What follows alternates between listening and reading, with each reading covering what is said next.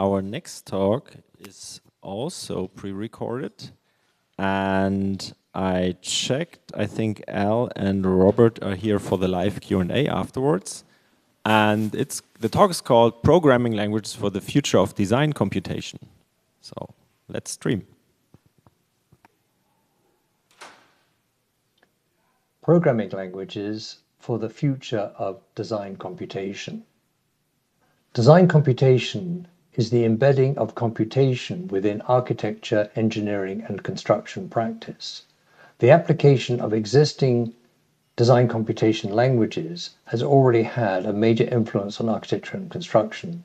To give one example, out of the thousands of buildings already developed with design computation, this is the Louvre in Abu Dhabi, the Dome of the Louvre in Abu Dhabi. The construction is a complex lattice roof which creates a local microclimate in the space below, creating a rain of light. The size, complexity, and digital fabrication of this project could only have been achieved through highly computational and automated methodologies. The full paper describes the context for design computation, but in this short presentation, we want to focus on the key language insights. This essay addresses the question, how can innovation in programming languages support innovation in architecture and engineering? However, our starting point is to review the use of existing design computation systems. This reveals a number of important issues of representation, for example, of architectural data and logic, and usability, for example, from an end-user programming and pedagogic perspective. We suggest that addressing these issues provides some interesting opportunities for program language research. So while design computation can be defined as embedding of computation within architecture, we need to distinguish design computation from the use of standard geometric modeling applications which are used to support conventional architectural design. In these conventional applications, modeling is by interactive graphical editing using direct manipulation, leading to 3D geometry models, the generation of conventional 2D drawings, and a manual mechanical construction process with no programming skills required. The resulting architectural designs are represented as static data models. These models represent the outcome of the architect's design thinking, but the underlying design rationale is not recorded. This can be compared with design computation. This is based on end-user programming to generate a solution space of design options, leading to the direct digital fabrication and potentially to robotic assembly. The idea that to explore alternative design options, it's really easier to change the design rules and logic in the form of a compact and explicit and re-executable design computation program than to manually edit the gigabytes of geometry model in the generated output data. And when we say easier, this is not just a question of time and productivity, but the sense of agency and creative empowerment which computation gives to architects and engineers. But initially, due to the lack of appropriate end-user programming languages, design computation was only accessible to a few architects and engineers who were also accomplished professional programmers in such languages as C++, as illustrated in the example shown, which is the design of the roof of the Great Court of the British Museum.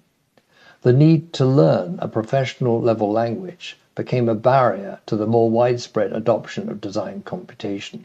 Hence our interest to create languages which are more accessible to the wider community of architects and engineers. Therefore, design computation, we can describe design computation as a form of end-user programming, where a professional architect or engineer with major project responsibilities, but with little prior programming experience, learns to program and thereby to more effectively solve domain-specific problems.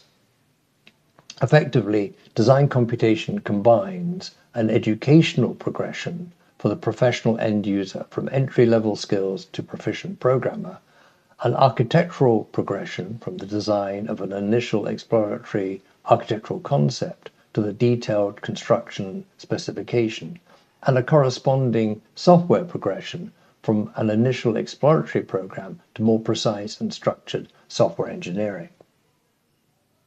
The challenge is to create languages and programming tools which are more accessible to entry-level users and which initially can be used without conventional programming skills, but which are still sufficiently empowering so that users can create more inventive, appropriate, and performative architecture which can go beyond many of the limitations associated with some of the conventional architectural design applications. A number of visual programming systems have been developed and adopted within the design computation community and taught within many university schools of architecture. And these have been instrumental in the design and fabrication of many significant buildings. Most of the visual languages used in design computation are based on directed acyclic graphs, or DAGs, and therefore do not directly support any iterative programming. Apart from this constraint, the intent of these existing visual languages is to lower the abstraction barriers to programming by the simple expedient that these visual languages present hardly any established computing abstractions. First, visual languages typically only present a limited subset of the features found in more complete programming languages. Second, there is no need for the user to learn text-based syntax. Third, variables can be unnamed. References are realized by the graph arcs between the nodes of the visual program. Fourth, there is an implied form of typing, but here the direct manipulation program editing tools guide the user so that the output of a particular type can only be used as input to a compatible type. Fifth, operations are typically overloaded for collections so that the user does not have to learn about or explicitly program iterations. And sixth, and possibly the most contentious, visual languages provide an easily used editing tools such as copy and paste. As this example demonstrates, many of the available visual programming languages are very attractive and easily learned, and the apparent freedoms offered by these languages and programming tools makes it really easy for entry-level programmers to create perfectly executable visual programs. The apparent simplicity, lack of abstractions, lack of constraints, lack of syntax, and the ease of use of visual languages create what we might term a mirage of convenience in which the inexperienced entry-level users are drawn into a form of programming using very simple constructs, but on an unconstrained scale, where the cumulative visual complexity can make the resulting programs incomprehensible and in some cases uneditable. The danger is that users unknowingly drift into a completely unsustainable form of programming. Of course, all programming languages can be misused, but what we find most troubling is that it is the intended use of visual languages by entry-level users which can so easily lead to this unsustainable form of programming. We have come to the rather unfortunate conclusion, to quote George Orwell, that the slovenliness of our language makes it easier for us to have foolish thoughts. Therefore, as a constructive response to these representational and usability issues, we propose a system of 4 languages built around established conventions of visual and text-based programming. These are, first, an initial language, most probably a visual language. The challenge is how to harness the recognized advantages of visual languages, but to limit this role so as not to allow the unsustainability experienced with the extended use of existing visual languages. Second, a transitional language to provide the end user with a learning pathway from the limited entry-level visual languages to programming proficiency with text-based languages. This then leads on to the third language, a target language. Typically, these are industry standard general purpose languages such as C# or Python.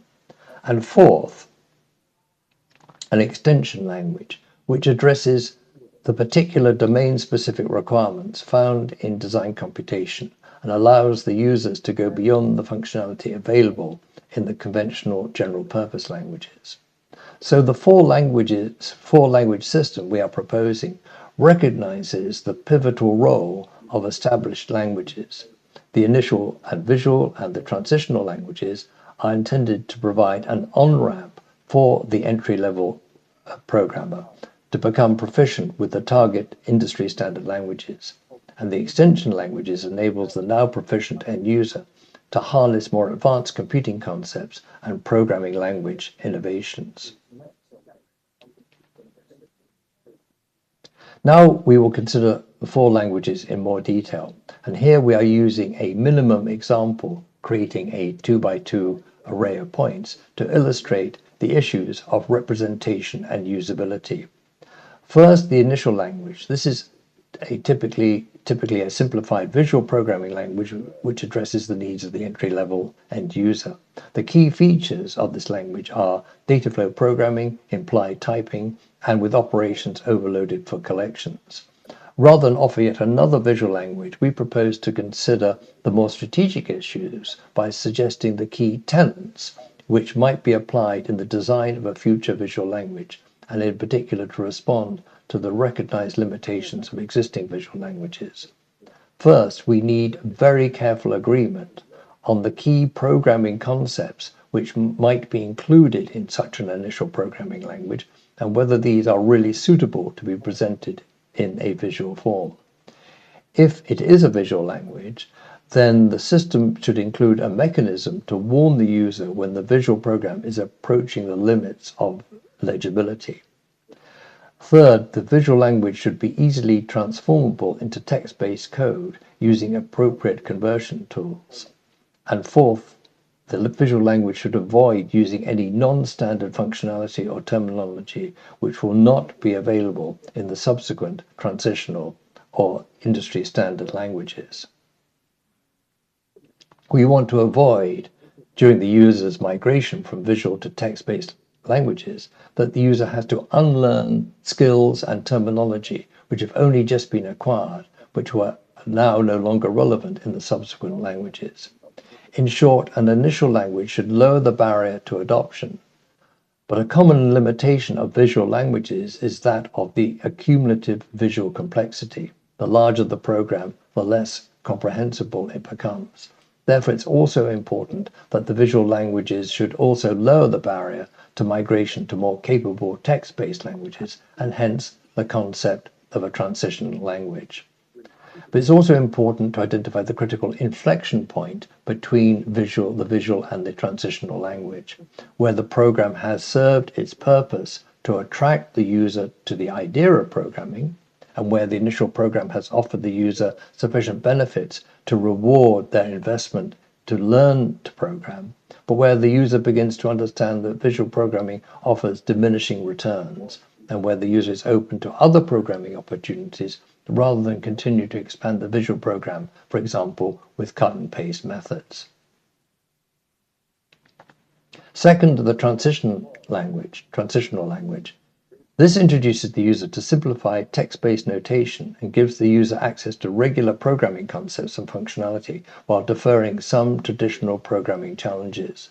The key feature of the transitional language is a automatic node-to-code conversion based on a one-to-one mapping between individual nodes in the visual language and corresponding individual text-based program statements. Programming tools, also other additional programming tools for code expansion, so that the concise program statements which exploit the built-in overloading for operations for collections in the transitional language can be expanded to become iterative structures compatible with the target language. The features we propose for the future transitional language have been developed from ideas originally explored as part of the design script language. The advantage of the one-to-one mapping between visual nodes and text-based program statements is that it allows the entry-level programmer to learn text-based syntax by observing the correspondence between the visual, transitional, and target languages.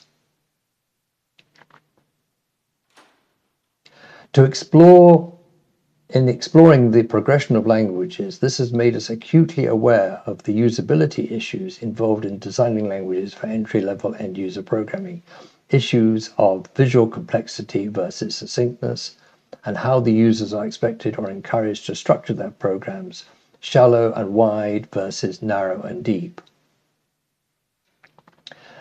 One of the key objectives of the design of the transitional language is that the user should gradually be introduced to concepts such as collections, flow control, functions, typing, and classes, which are essential to help the entry-level programmer to move away from the rather unstructured, data-centric emphasis found in visual programming and to express their application ideas in more appropriately named, typed, and structured schema and classes.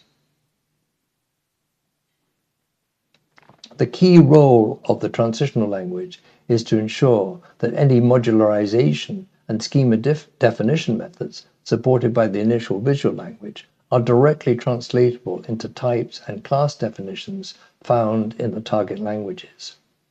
As the name suggests, the transitional language integrates two program paradigms: data flow to be compatible with the preceding initial visual language, and imperative to be compatible with the succeeding industry standard languages such as C# and Python. The features and programming tools of the transitional language are intended to nudge, that is, to subtly encourage a change of behavior in the entry-level programmer by first altering the attractiveness of an early move from visual to text-based programming, and second, altering the attractiveness of modularization compared to copy and paste. This combination of programming paradigms also allows the transitional language to support interesting forms of hybrid visual text-based programming. This presents the opportunity for the visual layout and the connection of the nodes to be an analog of the layout of components within a physical system, while the code within the nodes can define the behavior of the components. This illustration of hybrid visual textual programming is a retrospective functional model of the MIPS microprocessor. Fourth, the extension language allows the more direct expression of concepts found in design computation and also to improve the correctness of end-user programming beyond the functionality of conventional languages. But before we introduce the extension language, we would like to give you some insight into the context for design computation. Architecture and building engineering consists of a number of individual specialisms. In fact, it's a form of multidisciplinary collaboration. However, the reality of a building is that it is a complex system of components, for example, structure, facade, services, where the different physical properties of a single material component, for example, a wall, may contribute to the performance of multiple engineering systems.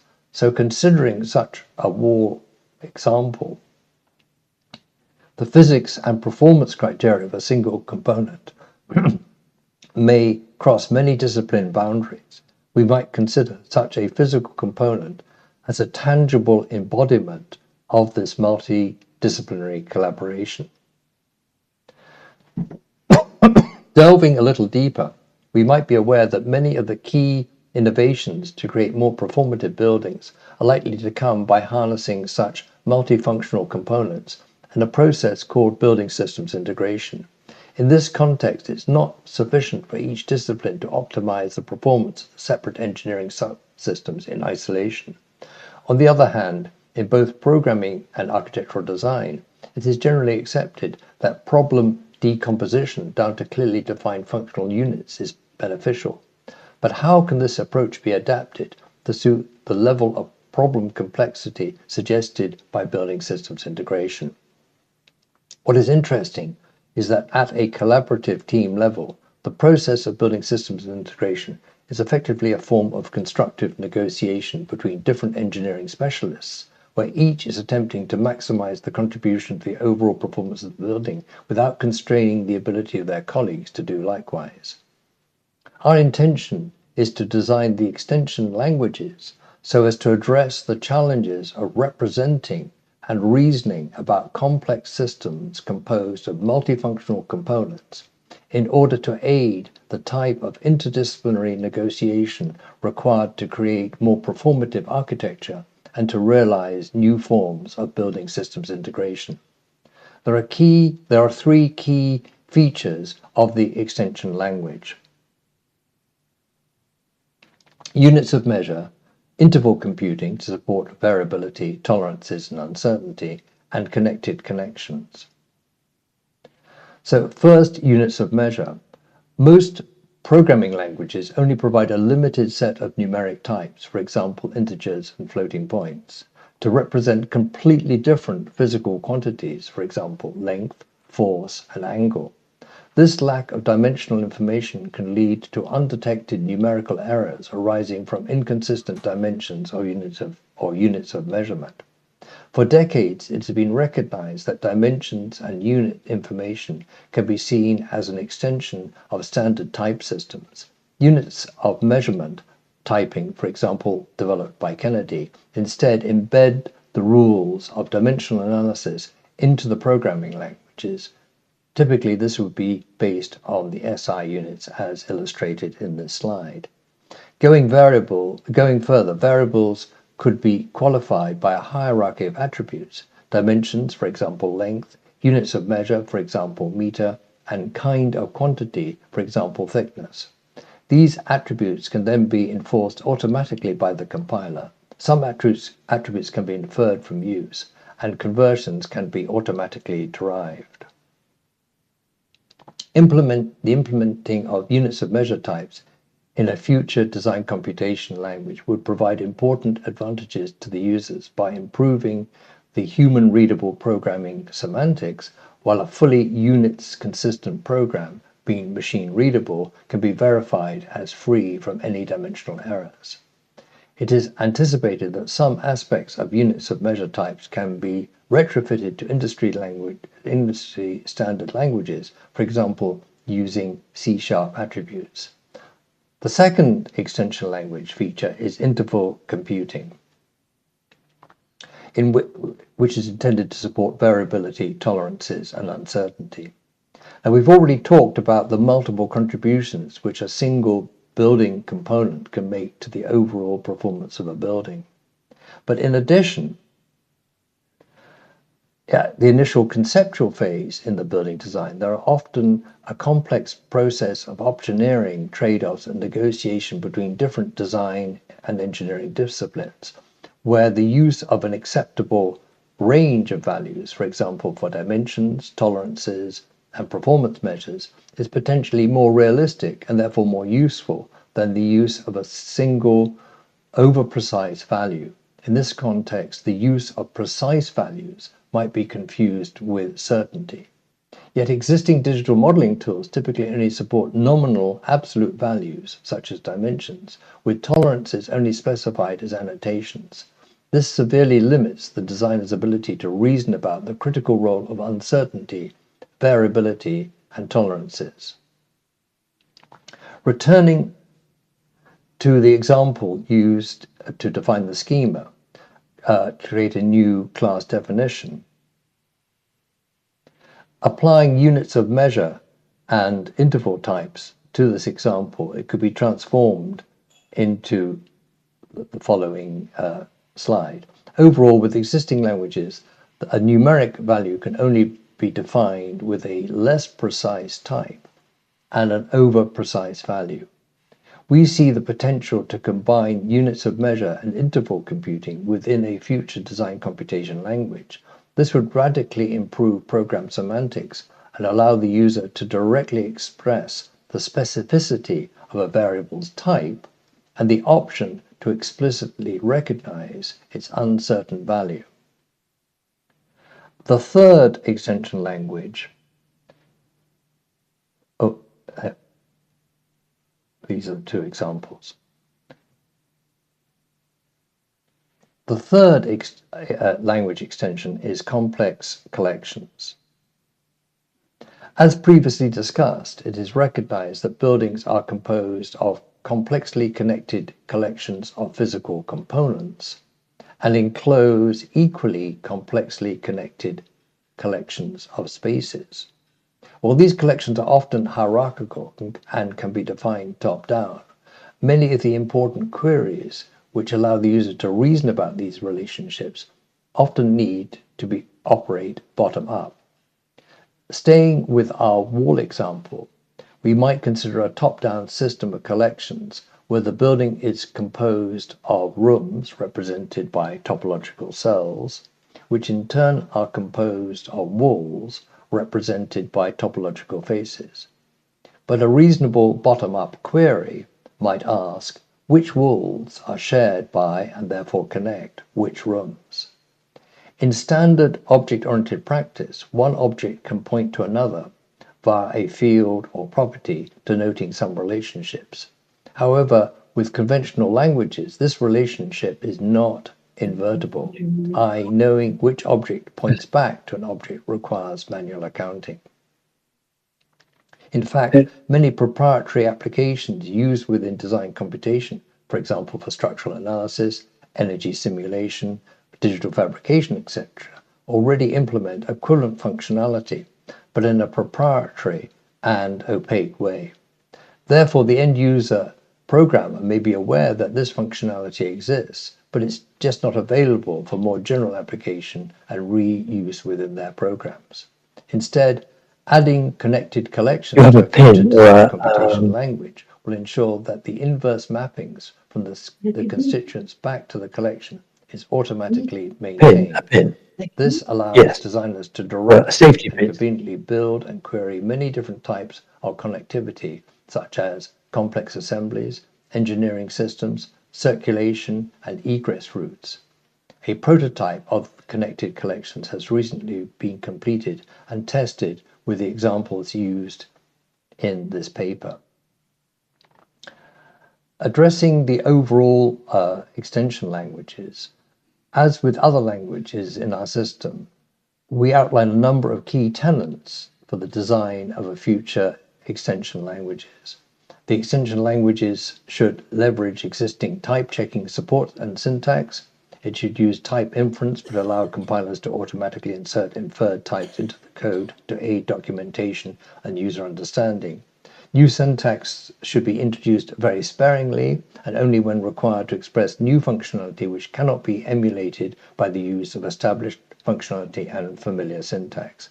It should enable end users extensions of domain concepts to use projects and engineering subdisciplines, and features of the extension language should be backwardly compatible with other language layers in the system. It should allow progressive formalization as a style of optional typing so that type information can be added gradually. For example, it should enable static types to be initially created dynamically. Overall, future design computation is likely to be a conversation between human reasoning and machine intelligence, with each posing problems and explaining methods and solutions to the other. But what language will this conversation use? One which should naturally and more precisely express domain-specific semantics, including units of measure, variability, and connectivity. Conclusion. All the concepts and notations proposed for the initial and transitional languages are intended to be directly transformable into concepts and notations found in the target industry standard languages.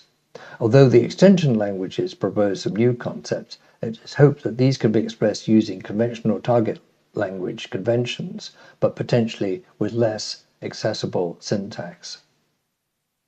In our proposal for the visual and transitional languages, we are responding to the key requirements for professional and user programmers to provide a continuous educational trajectory from entry-level programming to proficiency with industry standard languages. In our proposal for the extension language, we are responding to additional requirements within the design computation community for language features which can more directly express important domain concepts, such as units of measure, variability, and complex connections, specifically to support innovation in building systems integration. Each language has a set of key features and associated programming tools to help the user progress through the sequence of languages. While the motivation for these language features was initially a response to the particular needs of the design computation community, many of these features, and indeed the underlying motivation, are quite universal. Therefore, it is hoped that the implementation of these features, initially as a domain-specific language, will lead to their wider adoption in general-purpose languages. The ideas presented here are the result of an ongoing collaboration between members of the design computation community and the programming language research community. In this collaboration, we have combined our analysis of the usability of existing languages with recent advances in programming language research to define a series of tenets as the foundation for the next generation of design computation languages. Thank you. Let's thank the speaker. There's time for questions. Let's wait until we see. I think Al and Robert, maybe could be the Alice there, I see. Static image.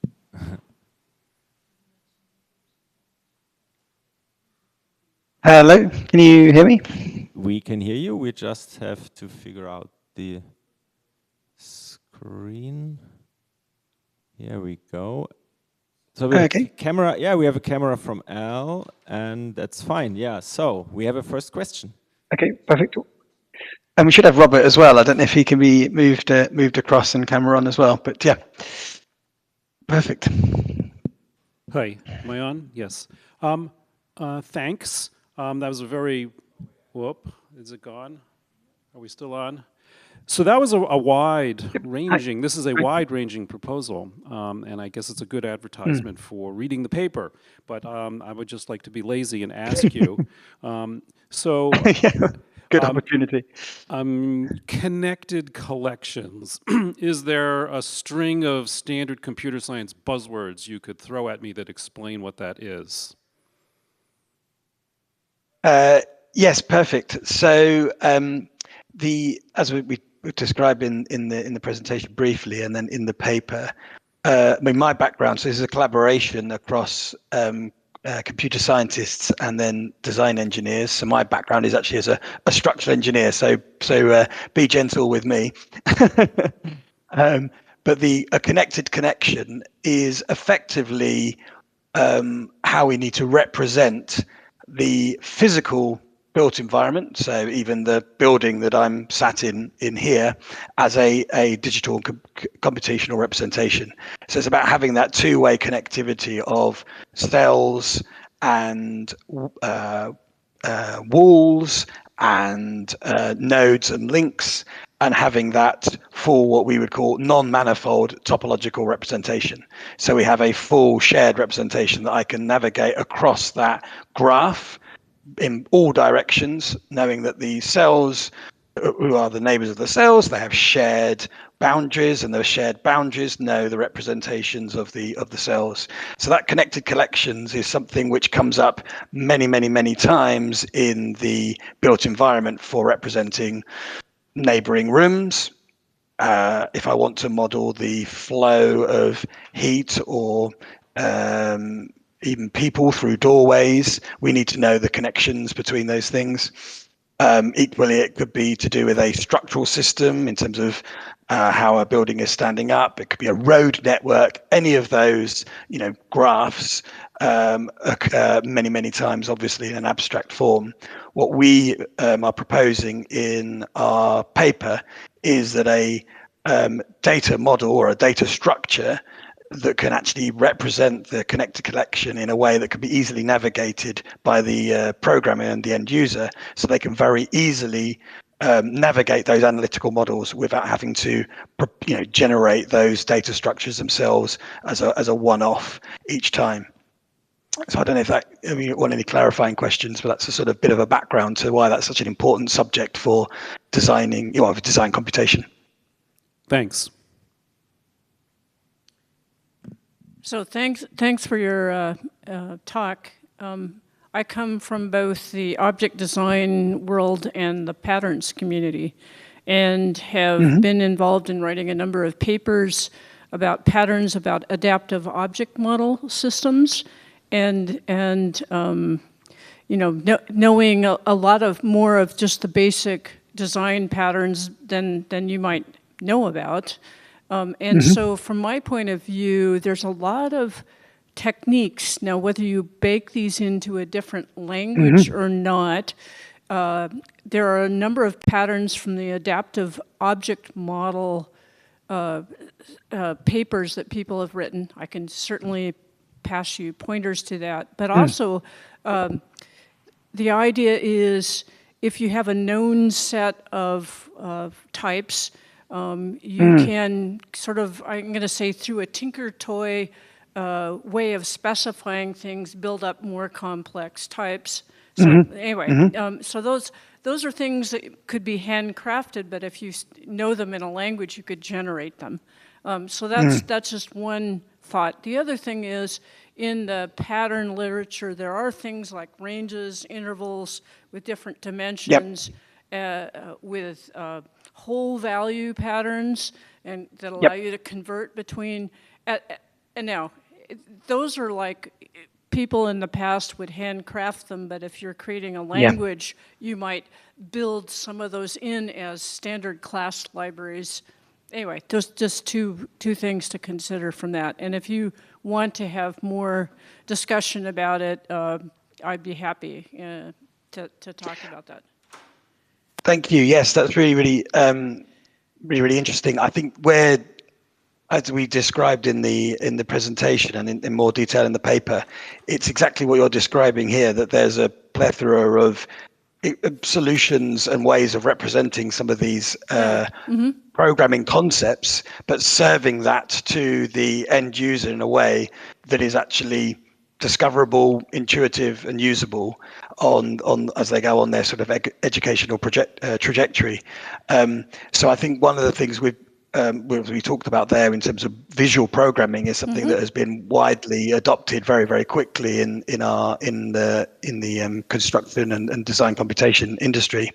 And how do we surface, and I think that's some of the stuff we touch on in the paper, how do we surface some of these concepts such as ranges, such as types, such as these things that may exist in other more specific domain programming languages? How could we surface those in a visual programming environment in a way that doesn't, again, become a sort of overwhelming, you need to know 100 things before you can even get going. Right. So I think that's a really interesting area for further. Yeah.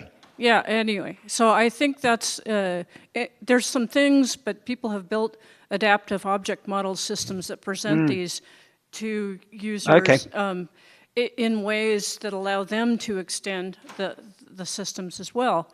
Now the other kind of question that I have for you in this. So let's speed this up a little bit. So we have two more questions. So behind, Can I just sure, very go ahead. Quick question?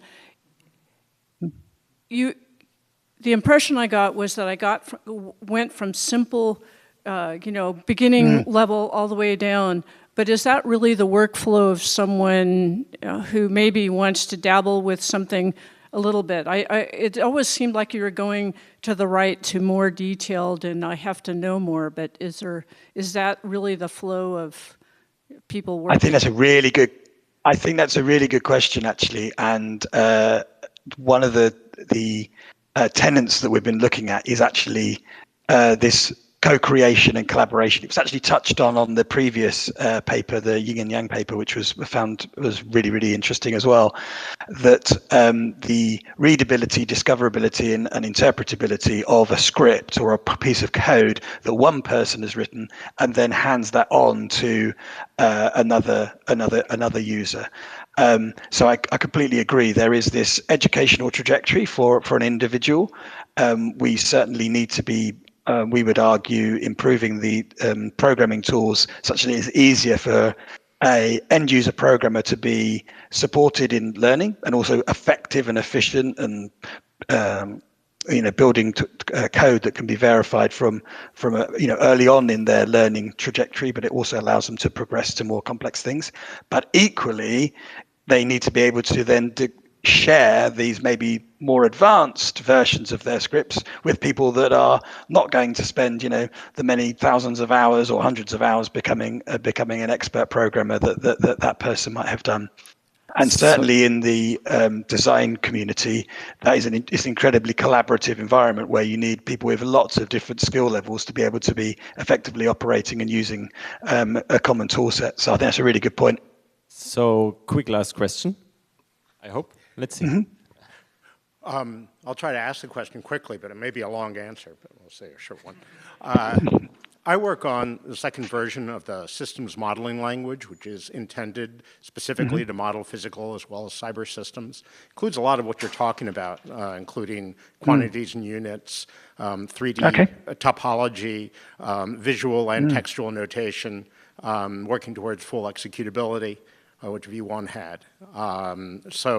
And there's really some big modeling tools coming out, including connecting to also other engineering tools, because systems engineers, this is for systems engineers that have to do overall systems models and connect into all the other engineering kinds of models and computational platforms.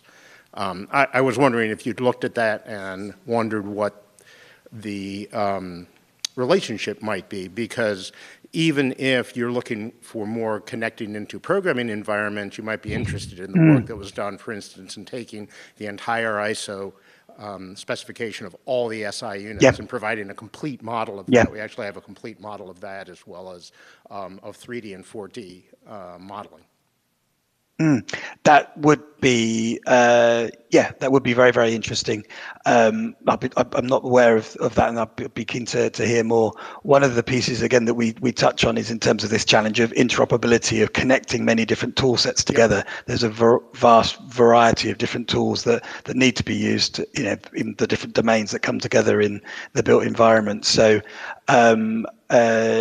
almost by necessity, we need to be, using these multiple tools, but learning from them as well. So I'd be really interested in that, actually. That sounds fantastic. Thank you for that.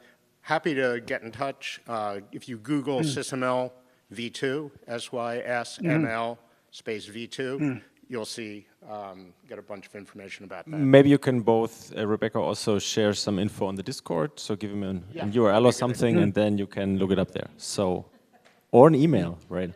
So whatever works. So thank you. Thank the speaker again. Thank you so much.